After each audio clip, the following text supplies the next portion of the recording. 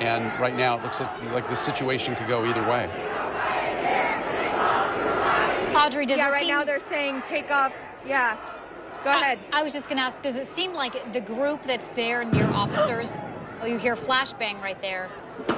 Yeah, we got flashbangs. We're going to go. We're going to get out of here. Okay, stay safe. A lot of running. Yeah. All right, we just saw firework behind us as well. Okay, I'm not exactly sure. And some tear gas. If it's coming from police or from the protesters, but it landed right near that police line. You would think that that firework would not be something that the police would be setting off. Really, after that, they marched through downtown. Things remained peaceful for a while.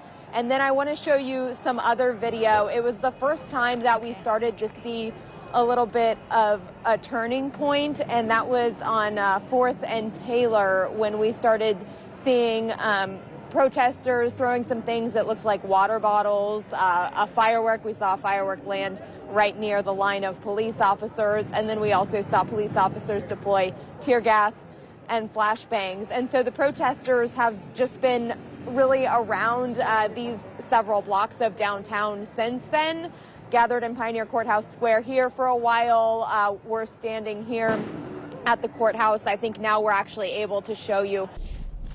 Well, welcome back. You're taking a live look right now at the view through downtown Portland. Fox 12 photojournalist Nate Fiery has been driving around all evening checking out the conditions for us. Nate, how's it going out there right now?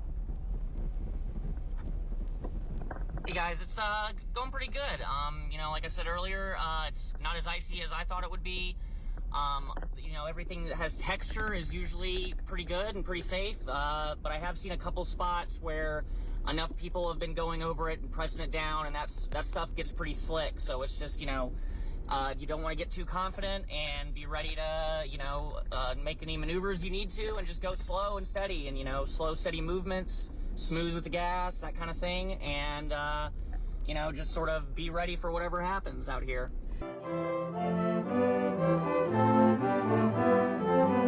We've been off for a year and a half, and this is the first opportunity to come back together. We get to be in this beautiful grove.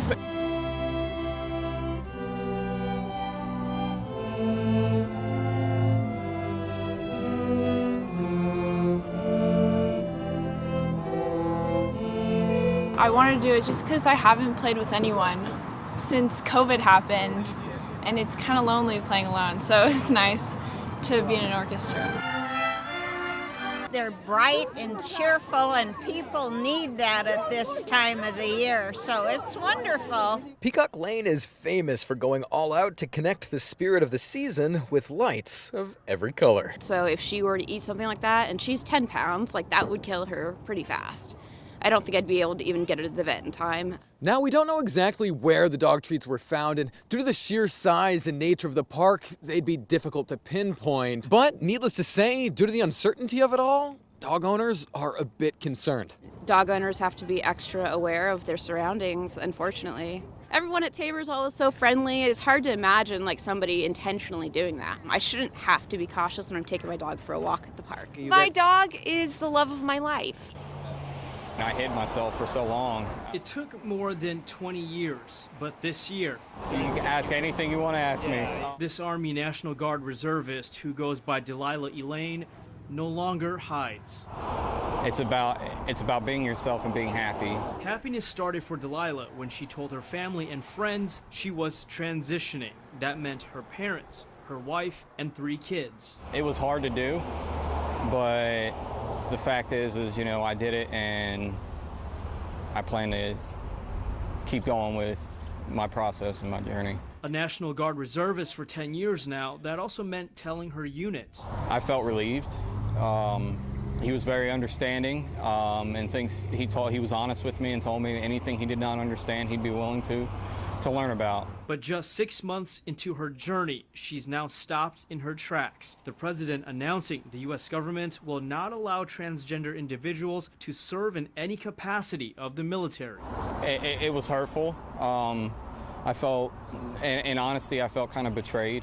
Betrayal, a word that stabs at Delilah, a loyal patriot, and her peers who tighten their bootstraps and serve the country every day. They were willing to put their life on the line for everybody else's freedoms, especially for those who can't serve. And, that's what it should be about. And for that, Delilah thinks they should be able to serve openly. Snow cones over here for refreshing flavors. For Will Hart, this is his passion, his job. Got a lot of food here if you're hungry. He stands at this green and red stand from 8 to 4 every day, no matter how hot it is. If you're not hydrating, you're deflating. You're not going to have any fun. And while he encourages vacationers to take a sip of lemonade, so give you that extra pep in that step to catch the bad guys. He too is doing the same. The secret's in that lemon. It's magical stuff. He takes several sips a day and says that's his trick to keeping him running. Get your delicious, fresh squeezed, succulent lemonade. And he's not the only one counting on something cool to get them through their workday. Yeah. I have water because without it, it's too difficult to ride in the hot weather. Both say if you don't fill up and stay hydrated, you're gonna feel it the next day. The perfect marriage between a lemon and sugar water, creating the most perfect union. In Virginia Beach, Allie Weatherton, 13 News Now.